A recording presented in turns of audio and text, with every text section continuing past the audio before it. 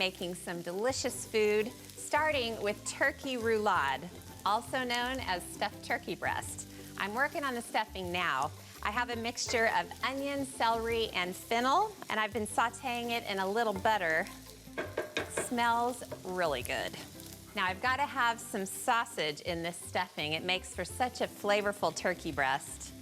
So I've got some pork sausage. I'm gonna cook this until it's totally browned. It'll take about 5 minutes.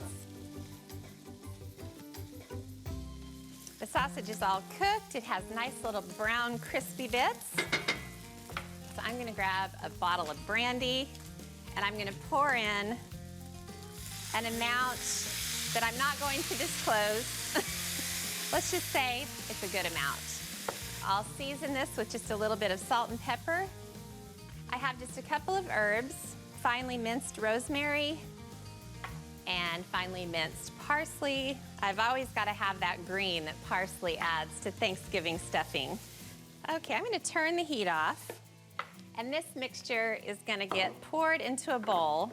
Part of the reason is I'm gonna mix it with some other good stuff, and the other part is I want it to cool down pretty quickly so it's not too hot when I stuff the turkey breast. For the stuffing part, I'm gonna add seasoned stuffing cubes. These come in a bag from the grocery store.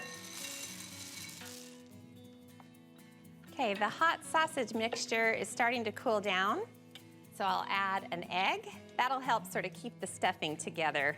And it needs just a little bit of liquid. So I have some low sodium chicken broth, and I'll just drizzle it in really slowly while I stir it. I don't like an overly mushy stuffing. I like for you to be able to see the bread cubes. Just a little bit more. The stuffing looks great, and it's nice and cool. Now for the bird, I used a whole turkey breast.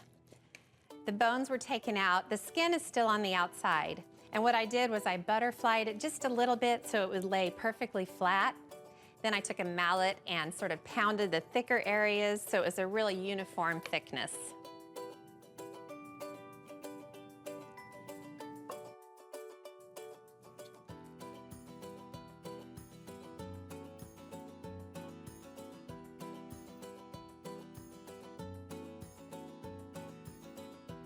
Now, I'm gonna say a Hail Mary and turn this over really carefully, and it all stayed together.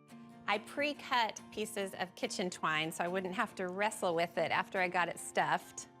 So I'll just work the twine under the turkey breast, and I'll tie it not too tight, but definitely tight enough to keep everything together while it roasts. Cut off the excess. There's really nothing complicated about turkey roulade. I want this to roast on a rack, so I'm gonna really carefully transfer it over and put the rack on the pan. So I'll grab a hunk of butter and I'll just use my hands to rub it on the surface of the skin. Nice sprinkle of salt and pepper. Okay, this is gonna roast in a 425-degree oven for about 30 minutes. And then I'll turn it down to 350 and let it roast for about an hour or until the temperature reaches 155.